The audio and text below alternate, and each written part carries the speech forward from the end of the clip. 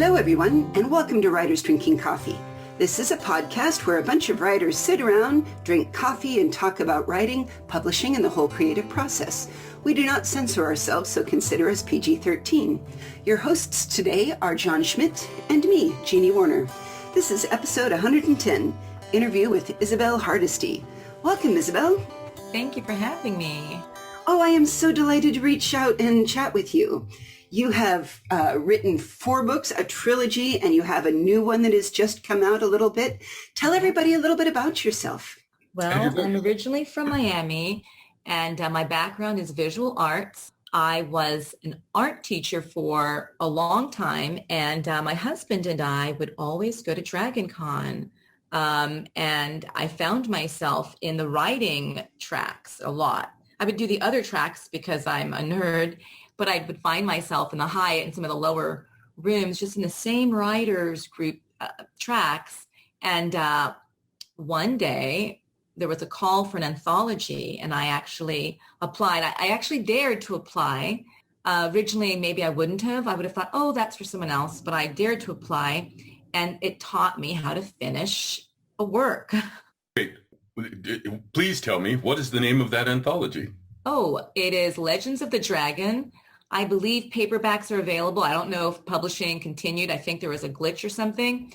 But yes, after that short story, I took that short story and I created it into a novella, and then I made it into a trilogy based on Jade Delacourt. And she's half shapeshifter, half fairy. And those are the parameters for the anthology. They gave us a selection of wonderful characters to choose from, like a werewolf, a shapeshifter, fairy.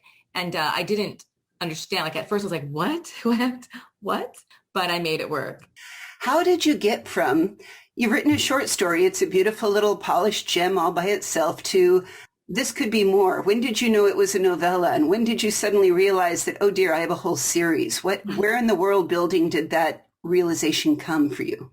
When the characters wouldn't let me go. After the short story, I had just more ideas. So I dared, meaning knowing that if I could finish my short story, surely I could finish a novella. So I created an outline, and I just then added the pieces that I felt that were coming out, and I just kind of gave it some structure, and that helped me. And then I realized, okay, I have 2 more that I can do as well. So then I had to get the outline the full story and then kind of chop it up. So I was able to create my trilogy. Did you then incorporate your short story into it, or was the short story a standalone and then the novella came afterwards? Or I guess. Thank you. That's a great question. I actually incorporated it in, and then I continued the story. So I ended it in a perfect place to be continued. Right. And was it your first chapter, or did you discover that there was more before it? Did you have to write a little bit of prequel, or? I did not do a prequel, but I kind of do have an idea of a spinoff from like the evil fairy queen. This idea comes to me. So I do have something that would be afterwards, but no, I don't have a prequel, but I could do a prequel. And the book is touted as a YA fantasy romance. Yes. So, odd question for you. Did you settle with a standard romance trope, or, I have to ask the question, are you a pantser? I'm sorry, are you someone who plots their own course through the world, flitting from tree to tree like a wild butterfly, or are you a plotter? I like to do both, but I find that if I flit too much around, it just starts to get panicky for me. Like, a little bit like, oh my gosh, I don't know where I'm going with this. So I do have a little bit of both, but the outline keeps me grounded because I do have a tendency just to go too far out. So I do need to be grounded, tethered down a bit in a good way to then make sure I go in and add attention and detail to different areas and explore different areas a bit more fully, as opposed to just going, oh, a bird, and just like flying all everywhere. Do you find that, like, say you've written a summary of chapter 6, and chapter 6 is in which we enlist allies, for instance, and somebody gets a message. Have you ever gotten to chapter 6 and said, okay, I need something completely different to happen here? Yes, I have done a little bit of that, but I do feel like when I follow the format, it helps me better. But I might do a twist or something that's interesting, but then I'll make sure to fully explore the concept of the messenger or the message. So drilling down a little more, do you have a particular tool set you like to use? Are you a Scrivener fan? Do you swear at or buy Microsoft Word? I originally was a Scrivener person, which I still love, and I have it and I've updated it. But it felt for me like I wanted to learn more about it, and I realized I was getting distracted, and it felt limiting, like visually limiting. I don't know if it's a visual artist in me, but it felt visually like I was in a box. I know that's bizarre. No, that makes perfect sense. Please go on. So do you still use Scrivener, or do you have your homebrew, or what do you do? I have Scrivener. Sometimes I'll start off on Scrivener a little bit, and then I'll just copy paste it all into Word. And what I do is I'll go into each chapter, which is a little time consuming, but it helps me. I'll go in and I'll highlight each word, each chapter, beginning chapter 1, and I'll make it bold, size like 48, and I go through the whole thing. This way it helps me with my page count. So I'm able to just look, and I do multiple pages on Word. And this way I'm able to say, okay, I've got 10 pages here, 17 pages here, what's going on? And I'm able to then balance it out a little bit. Mm-hmm. So I'm going retro, but it helps me see everything. And one of the things that I loved is a theme way across both of the trilogy and this new book that you have out is your idea of princesses, that anyone can be a princess unbeknownst to them, like from a fairy queen to a lead witch. And I love that because it seemed that for years we had, well, the boy was secretly a prince, and once you get the magic widget, I like that there's a girl point of view, and that, you know, girls need to struggle with ethical challenges too. Yes. And thank you. For Juliet, Mariana Fontaine, who is the lead in and a lead witch in The Witch of Bellefleur, she's half healer witch and half destroyer witch once she accepts her role as a witch. And I wanted to give her power, and I wanted her to struggle with a lot of things that sometimes we see males struggle with, like good and bad. And I wanted her to just be a fully realized person with the doubts and the confidence, but also with her age. And, you know, this doesn't matter really what your age is, but the doubts of oneself, can I do it? And I got to say, I was reading it, and there was something that made me snicker just a little bit, because she had the standard, I hate being lied to, I hate being lied to. And all I could think of was, oh, girlfriend, you have lied to so many people so far in this book. And that was just I think for me, I know in a way it might upset somebody else, but for me, it perfectly set that, wow, she is a teenager. Right. Very definitely there with, you know, inaccurate views of the world, and a very, I call it, she had not yet learned how to do any navel gazing to discover any deeper truths about herself, but that comes later. Yes, it does. And so in book 2, there's a lot of her life that gets changed, like put upside down. So she'll have to learn a lot and kind of grow up a little bit in book 2. Well, so you've started book 2. Yes, I have. How do you go about beginning a story? What's your, okay, I'm moving on here. I didn't get it all told. How do you begin? I begin with the unanswered questions, and then still looking at the full story arc. So, and the characters, and I've introduced some new characters as well. So I go into my outline format, and I just outline it, and I just remind myself, like the short story that I started years ago, like if I finish the other one, I can finish this. Surely I can finish this. I love that you're echoing what many, many writers have said. Well, put your butt in the seat and write it. So yeah. It's like, if you can do this, you can do that. Right. So I just, it's not that glamorous, but you just sit down and do it. Yeah. Do you set yourself page quotas, or how do you measure your success? Word quotas?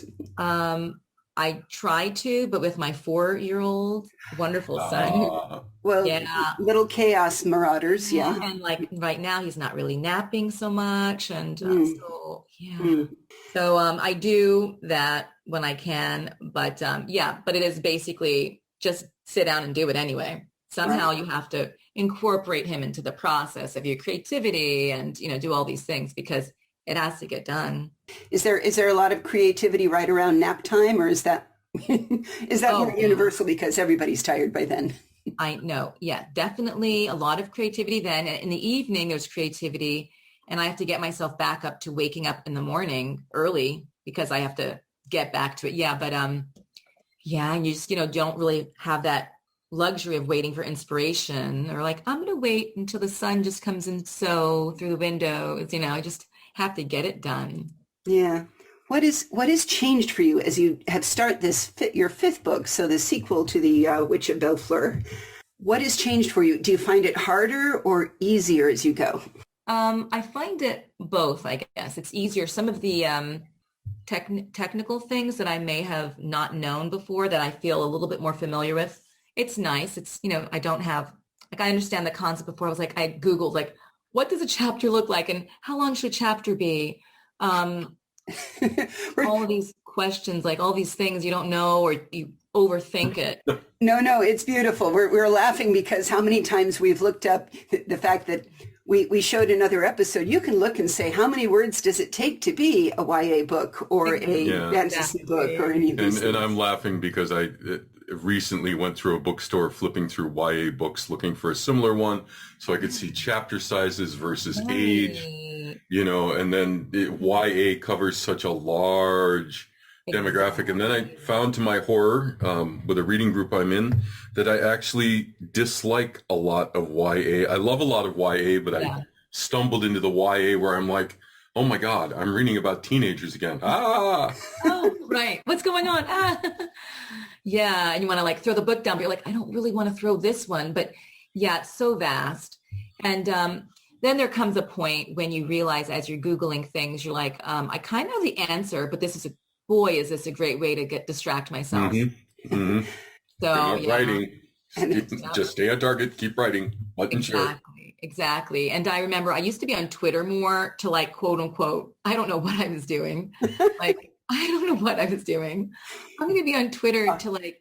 Following hashtag writing community. Right. Exactly. Yeah. So until I read this awesome quote from a new writer, she goes, I kind of think that all the seasoned writers tell us to get on Twitter so we can be distracted and not finish our books. And I was like, oh, wow, that's smart. But I mean, Twitter's good, though, I think, if someone's looking to do like the Twitter contests. And also get some sense of community. Writing is an incredibly isolated thing most of the time. There's a lot more connection available now. Exactly. Like the 5 a.m. Writing club and hashtag I'm writing. It's nice to know that if you're up at 3 a.m. writing, someone else is too. It is. It's, not quite so lonely, even though you are always alone. Right. Exactly. So you are from Miami, correct? It says, and it is wonderful to see people that are bringing their own heritage and their own background and flavor into more mainstream books now. And this is really exciting for me. Yes. Oh, thank you. Yeah, I love it. Let's see. I was talking to my sister about this today, that when I saw like Princess and the Frog, I watched it with my niece years ago. And I remember like watching it with tears in my eyes going, oh my goodness, this is amazing. I see a person of color on screen as lead in a Disney film. That's fabulous. And a princess. I mean, yeah, exactly. It was exciting. So yeah, for the cover for The Witch of Bellefleur, you can do any cover, of course. I could have done something. I was thinking like, what am I going to do? Like something generic and beautiful, like Hunger Games-ish, where it's just maybe like something abstract. Or I figure they just took a picture of you and put the palms and full moon there. So yeah. Oh, thank you.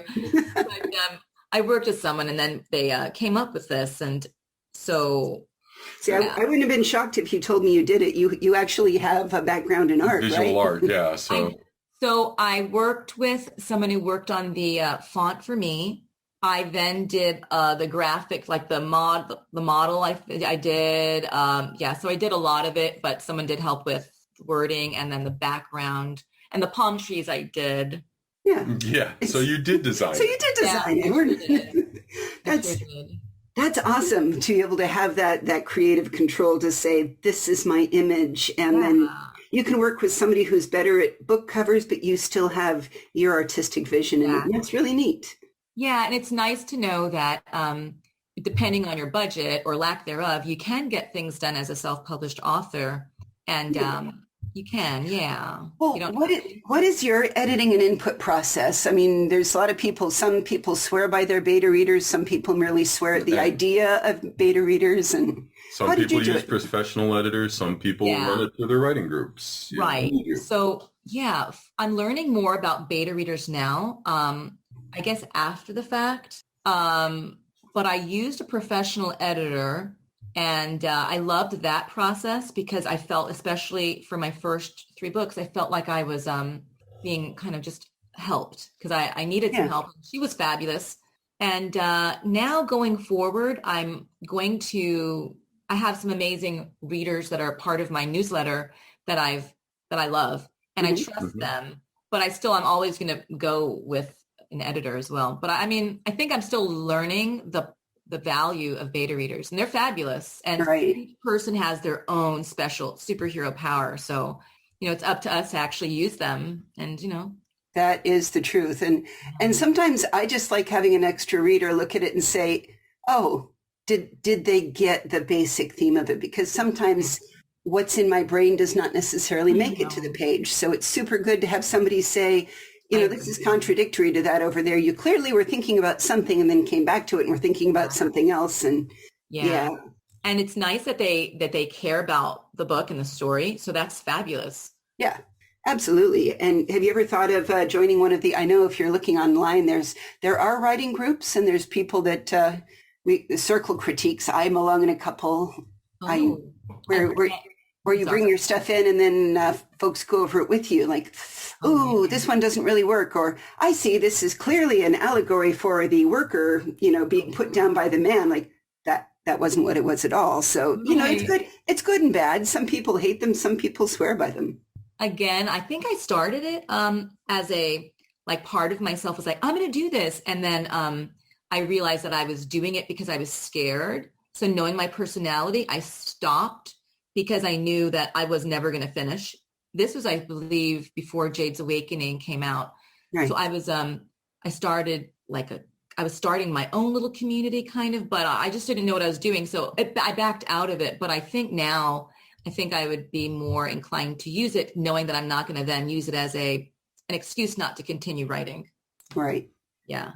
Are you tied into any of the writing groups in Seattle, in your the Pacific Northwest where you now live? I don't know where you live. So Not yet, but I know that it's fabulous here because of the gift of last year. Things were not, as easy, but I know. Yes. I've heard some people call it the panini.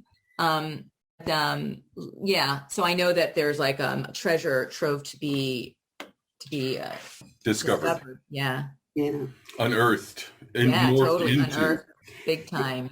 Thank you. I thought that your prose had a very visual style. It was one of the things that I liked, that you draw very clear pictures. Thank you. And there's part of me that wondered, and part of it, because there was only one scene that I thought that might have been a little muddy, but it's like I could see it so clearly if it had been filmed. Oh, this is my dream. And so that was my question of, have you ever tried to write the same thing, go back and say, I'm going to do this as a screenwriter? Because I have actually created a pilot for this story, The Witch of Bellefleur, and I have it on Coverly and Stage 32, I believe.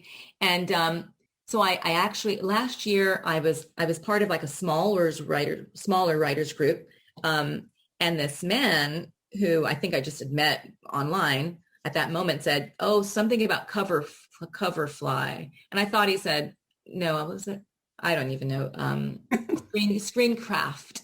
Yes. And I thought he said screencast with an S. So I didn't even know how to Google it because I was totally going the wrong route. Right. But when I discovered screencraft, with an F, I then found a competition and I applied. And then earlier this year, I did get positive feedback from someone that I was like, oh my goodness. So yeah, we are, Nothing's developed yet, but I would love to be able to email you guys and say, oh my goodness. Well, yeah. I could really see that. As I said, I think you have the right vision to bring things to a screen, because you the way you move between the idea of people's faces and ideas, it becomes it's like, I could see this being filmed. And that's one of the things that I liked. Thank you. Thank you.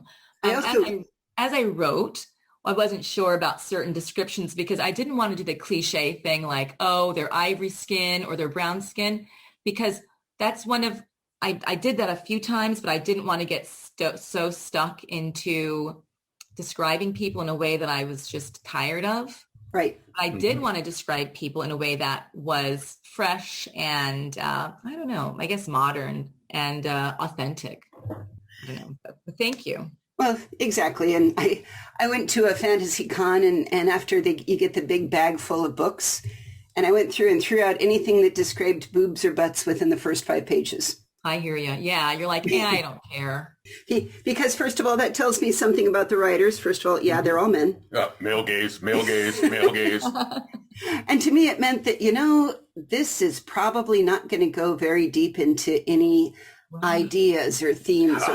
She said deep. Male gaze, male gaze. Yeah, it's true. I don't know if you've ever read Kate Elliott's magnificent essay on omniscient breasts, but if you haven't, you got to Google it and find it, because it is all about the white male gaze that's assumed to be, white, heterosexual, not in any way crippled or ableist, cis all the way through, and that anybody who breaks with that needs to break with it consciously and deliberately, because there was somebody that was mad at her it was a female looking at a guy and described how very sexy he was, and his hands, the long lines of his arms, long fingers, and this guy was very mad at her for advancing the the gay agenda, and the she's homosexual agenda, But it was a female character. Like, why are we not allowed to look upon men with desire? Because he could not figure out it was a female character, though. Yes.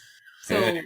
That's interesting because, for The Witch of Bellfleur, it starts off with Juliet's behind her gorgeous best friend, Victor, and she's just like watching the sweat drip down his neck. And so it's a very sensual scene. She does watch him sweat a fair bit. I did notice that as a leitmotif. Wait, this was written at Dragon Con? So it's Atlanta weather? Okay.